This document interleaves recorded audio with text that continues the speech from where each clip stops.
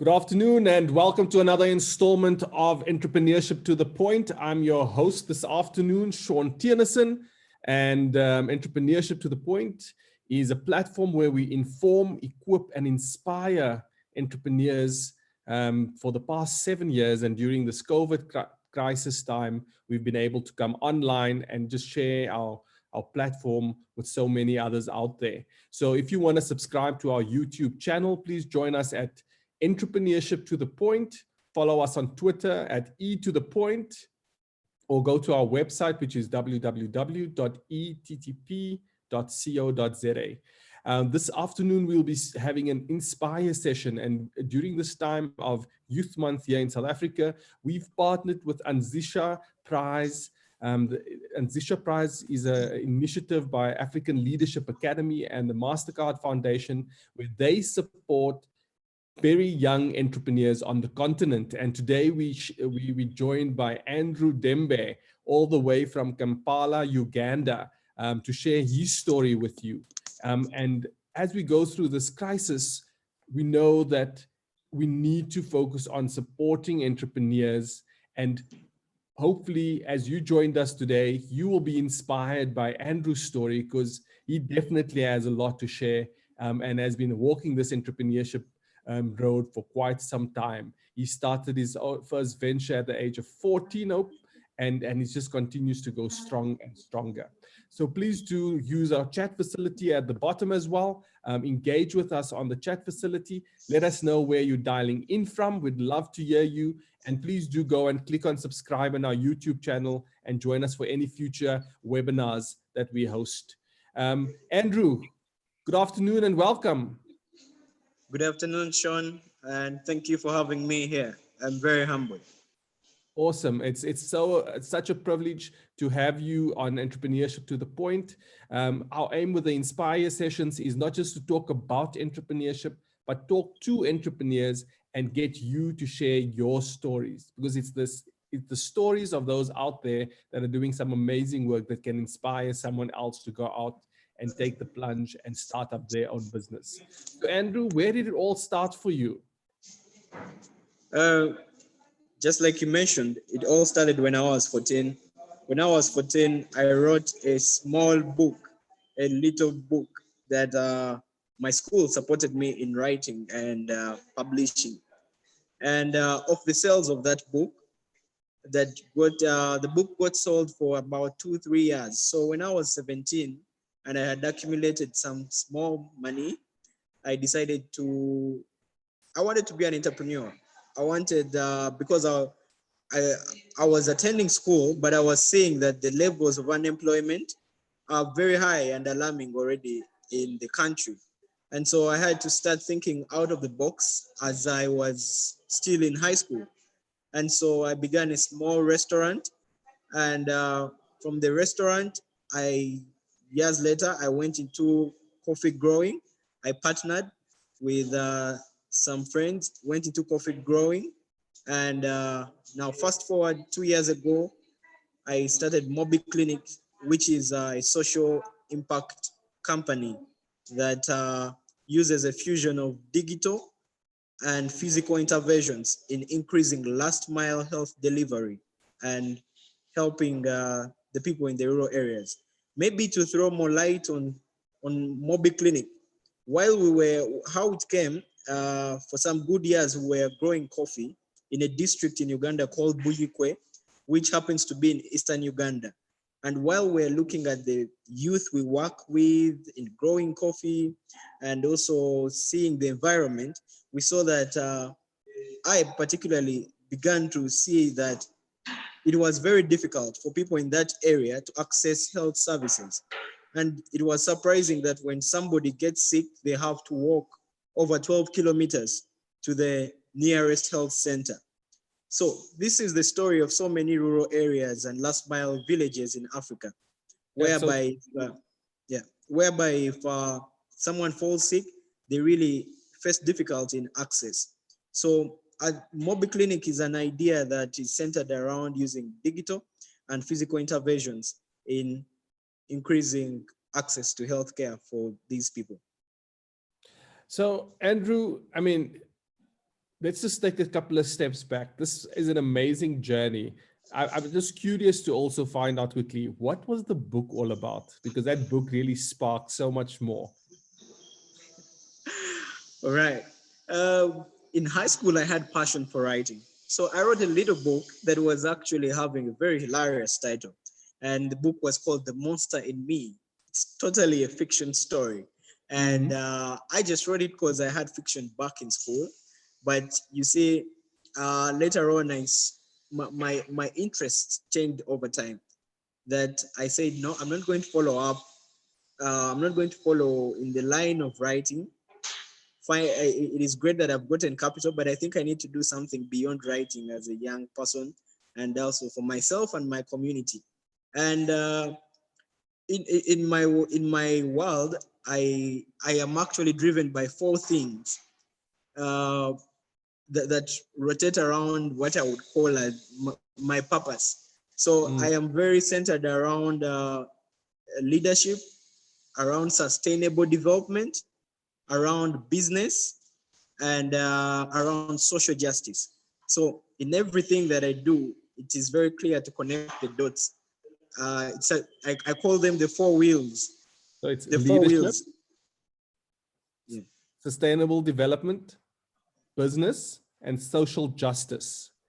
I exactly. think those are pretty strong themes that comes through. But I think also what I love what you said about it is it's your purpose that drives you. And as we know, every single entrepreneur, if they have a purpose at the forefront, they will be able to push through consistently through the various ventures. Who inspired you growing up? So was there any other entrepreneurs in your family? Where did the entrepreneurial bug come from? Uh, well, there were no entrepreneurs in my family, but I think it was the circumstances that were pushing me to do what was not the usual, because my parents were not in the beginning, they were not very supportive of the entrepreneurship path.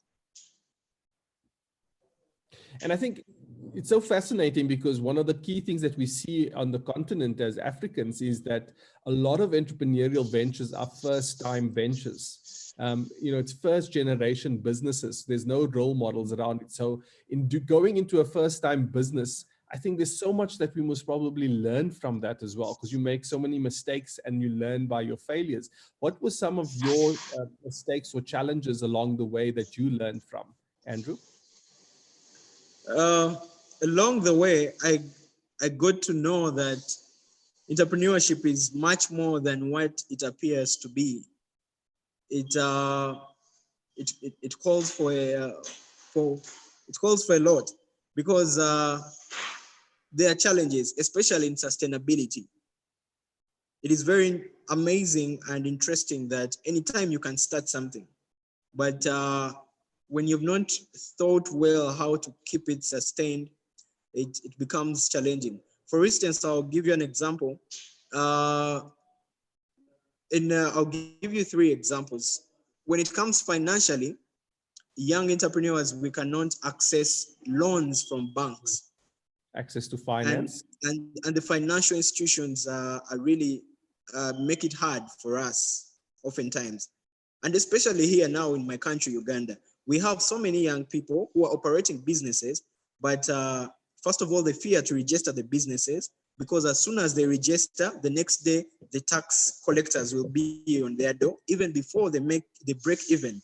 So the ecosystem and also the policy makers in some of our countries like Uganda have not really made it very conducive, because you'll start the restaurant and they will want you to pay the license, they will want you to pay the tax even before you start making solid profits out of the business. So that frustrates entrepreneurs quite a lot.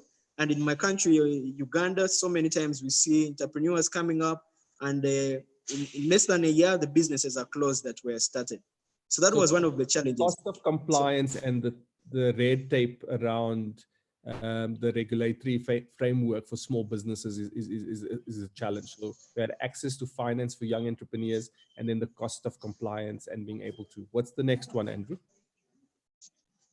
Yeah, and I solved that one. I have to a great extent leveraged on my social network, which are the friends and the immediate family, and I think that is always the starting point for us entrepreneurs. Yeah. So then the next one is it's sometimes it's not what it looks to be. I'll give you an example of last year. My restaurant got contracted to supply food at one of the biggest festivals in Uganda. Here it's called Nyege Nyege. I think it's quite popular also on the continent, and Okay. so people turn up in big numbers. But also we happen to be charged highly for the slot to do the services, and yet when we reached there, because this was presented to us as a big gig, so we invested heavily in the gig, and when we went there, it actually we didn't manage to break even. So it was such a so some it was such a big blow that after such an experience you're like wow. And so sometimes you also need to self motivate as an entrepreneur. Yes. You wake up and look in the mirror and you'll be like it will be fine, you know. And you motivate your team, because as a leader sometimes they were themselves, they're like, Andrew, what are we going to do? It didn't go well. So it requires you to have a bond with your team, to be like, guys, look, we didn't really make money that much, and you saw what happened, but still we have to meet your commissions, and this is what we are going to do. And that is what happened. And then And the I other think instance, that there's a saying in English that says, all that glitters is not gold. And exactly. very much so in the example that you used, where, it didn't meet the expectations. And sometimes we need to make business decisions beyond the glitz and the glamour. Exactly. So that's why you must be able to love what you're doing. You must be passionate and determined, because there will be those challenges. But what keeps you going should be your willpower. Yeah. And then I had also another instance last year. We went and the restaurant happened to work on one of the biggest comedy shows here. And late in the night, while coming back, I was driving my team back, and quite a team of about 6 people that worked that day. And we were having robbers following us late night, Wow. because they saw young people who Mm. were in their, perhaps in their perception, who were making money on the comedy show, and they were like, we will trail them and try to catch them.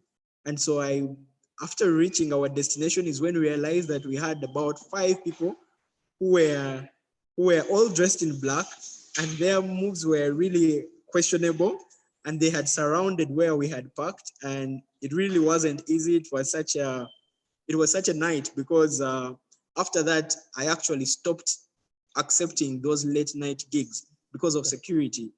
So you So and also you speak about it in the context of your team, and just remind everybody again, how old are you at the moment, Andrew? I am 23 years old. 23 years. So just for the listeners is that's joined us and those listening in on YouTube, Andrew started his first business venture at the age of 17 after selling his first published book, The Monster in Me, and used that as seed capital for his first business. He's 23 years old, so he's been operating as an entrepreneur for the past 6 years. Andrew was also a finalist in the Anzisha Prize in 2016, and Anzisha they released a report recently, and you can get hold of the report on their website, anzishaprize.org, where it speaks about the fact that very young entrepreneurs, specifically young Africans, are going to be the job creators of the future because they employ other young people. So, Andrew, in terms of your business, and when you speak about the teams in your various business, how many people do you employ at the moment? In the restaurant at the moment, we have 7 people, and when we come to the coffee farm, we have 10 people, who are many of them are laborers on the farm. And then when it comes to Mobi Clinic, we have 10 permanent staff, and sometimes we have people who chip in, about 5. and but we have quite a big number of volunteers in Mobi Clinic, since it's a social venture. Sure. Yeah. So over 27 people that you provide an income to, you provide support for those households, you provide a future. And I think this is what we need at the moment, is that young people going out there and doing it for themselves, being able to start up those businesses that they have the passion for, and creating the jobs that's much needed. And you in the Mobi Clinic is a healthcare service. How has COVID-19 impacted your business? Uh, in the whole essence of establishing Mobi Clinic, like I had told you, that one of the wheels of my life is social justice. So having grown coffee in this particular area, and I saw a need which leaders were not addressing, and really no one was putting up so much effort, I decided to come up with an idea, which was Mobi Clinic. And how Mobi Clinic works, Mobi Clinic, because I looked and saw that there are two big problems as to why people have difficulty in accessing healthcare in rural areas. And one of them is long distances. People have to move over 12 kilometers to the nearest government health center. And then the second one is about the health laborers. In Uganda, we have few doctors. In fact, we have the ratio of the doctor to patients, to the ratio of doctors to patients in Uganda is 1 to 20,000. So wow, for every 20,000 people, we have one doctor. And so it's really challenging. And the few doctors we have all prefer to work in the city, in Kampala, and all these near suburbs. So they don't work in the rural populations, because the rural populations are mainly made up of people who are termed as poor. And so these people struggle to access healthcare. So as a result, these people also find their own solution. Many of them resort to using the traditional means and the local healthcare. And so in all this, the pregnant women are the most affected, because they, instead of going to hospitals for modern healthcare, they go to traditional birth attendants. And with traditional birth attendants, their modus operandi, the way they operate, is about gambling. Today it works, tomorrow it fails to work. So you find that in Uganda, we have over 25 women dying every day giving birth. Wow.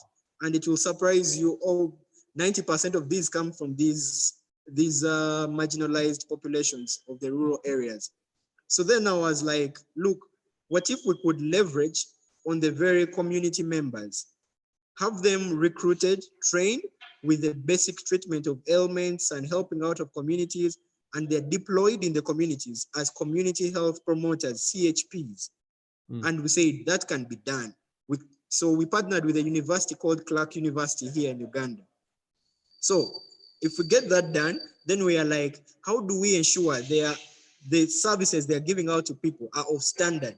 So then these people operate knowing that when they meet a challenge or when they need to consult, they can consult senior medics through our digital platform called Mobi Clinic app. So our app provides an interface between these community workers and the senior medics. And it also offers an integrated referral system. So the few doctors we have, yes? So where would the senior medics be positioned? Where are they based? Yeah, many of them are based here in Kampala, and they don't need to move. So a doctor can manage to remotely give services far and wide. Awesome. I just want to encourage everybody, please do use the chat facility. We have posted the link to Andrew's website and his YouTube page at Mobi Clinic. Fascinating story about a young entrepreneur out in Uganda, Kampala.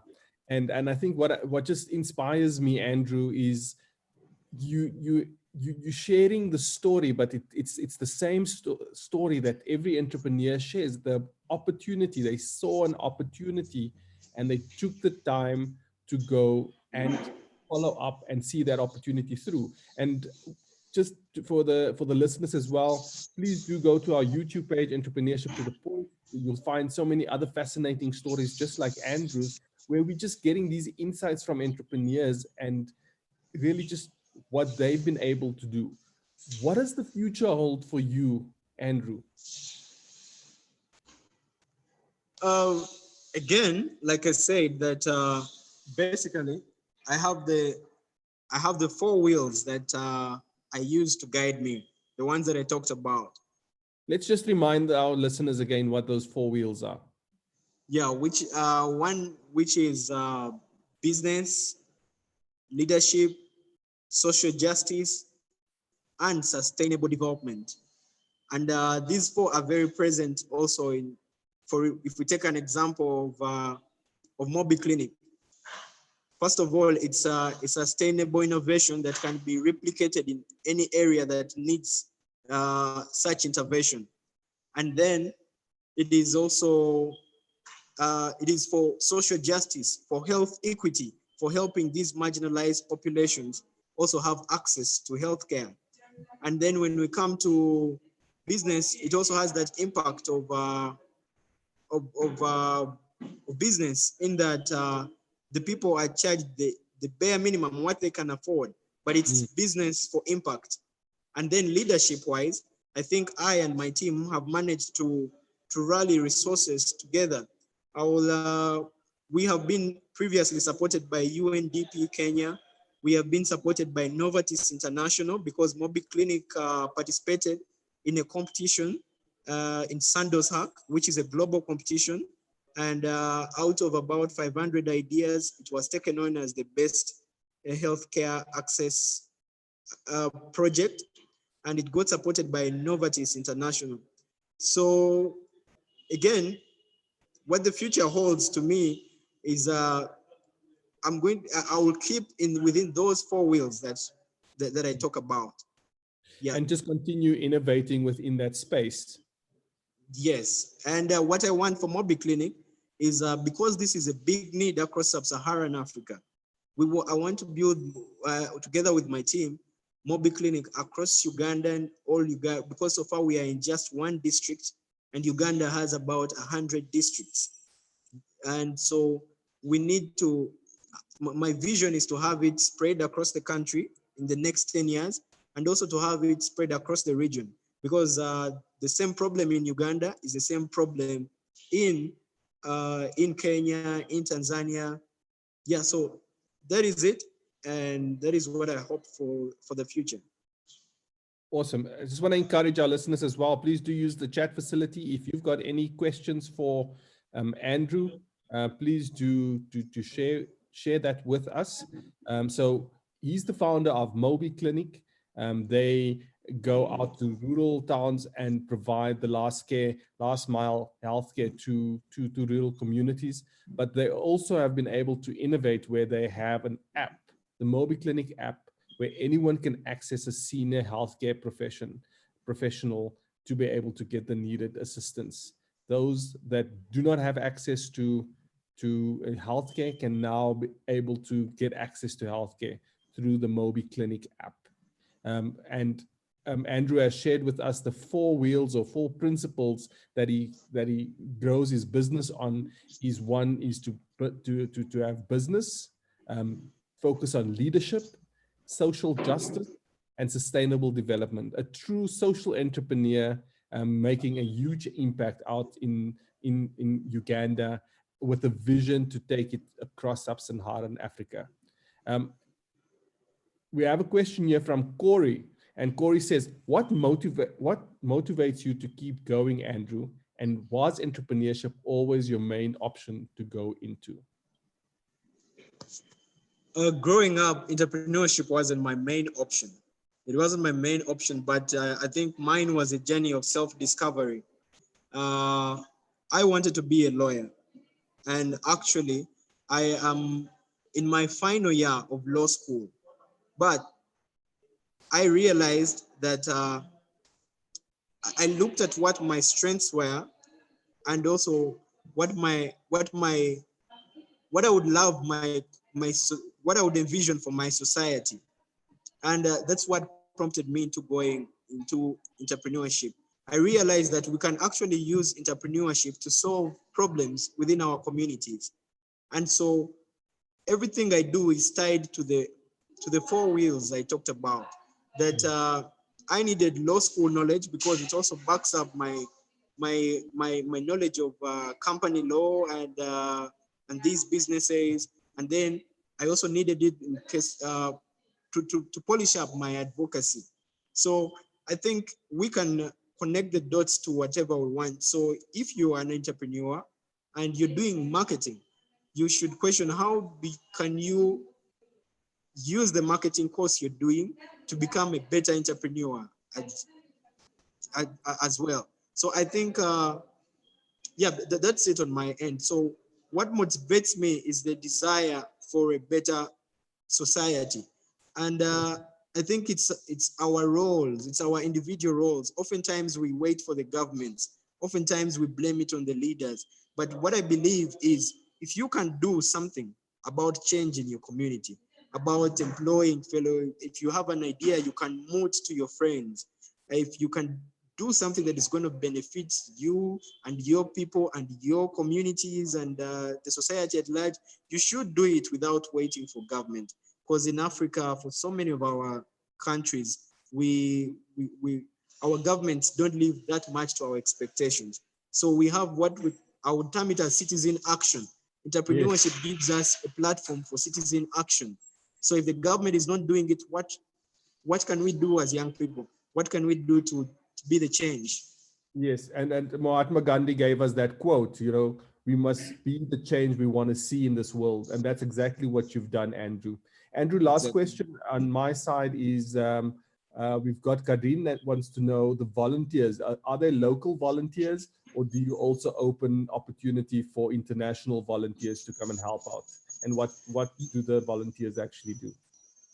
Yes, we open up to international volunteers. The very first volunteers we had came in 2019 before we could even start the Mobi Clinic.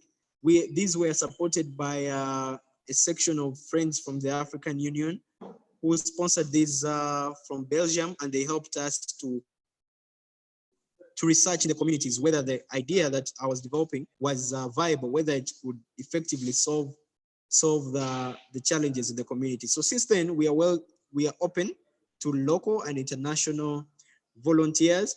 One has to write I would call it a note of interest or a letter of interest. Either you can contact me or you can go on our website. The contact's at www.mobiclinic.com and the contact details are there. You can write us an email. Yeah, so that's it. And we are very open to Awesome. volunteers and interns. So if you out there and you're inspired by Andrew's story and would like to volunteer, go to the website www.mobiclinic, that's clinic with a K, not a C.com, and you can write and you can motivate to come and assist in Kampala, Uganda. Andrew, thank you so much for joining us. You have been such an inspiration. Thank you for all our listeners that have joined us as well. It's journeys like Andrew's that just makes us feel more inspired. We will be playing out with a song that Andrew has nominated for us to play out with. He said one of the key things that Uganda is they love to party as well. So we're playing out with Party After Party by Big Thrill. And Andrew, we'll definitely be in contact. Would love to hear more about what you're doing, and we'll definitely do a follow-up as well. So if you want to see a copy of this recording, go to our YouTube channel, Entrepreneurship to the Point. That's Entrepreneurship to the Point. And you'll be able to subscribe and also follow any future webinars or visit the recording of webinars. We will be joined next on Wednesday, the 24th, this week, Wednesday on the 24th of June, by another very young entrepreneur, Kondwani, will be sharing her story. So thank you so much, Andrew.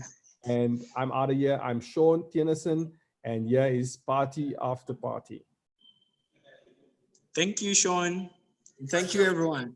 Party after party, then we mash up the place. Party after party, then we mash up the place.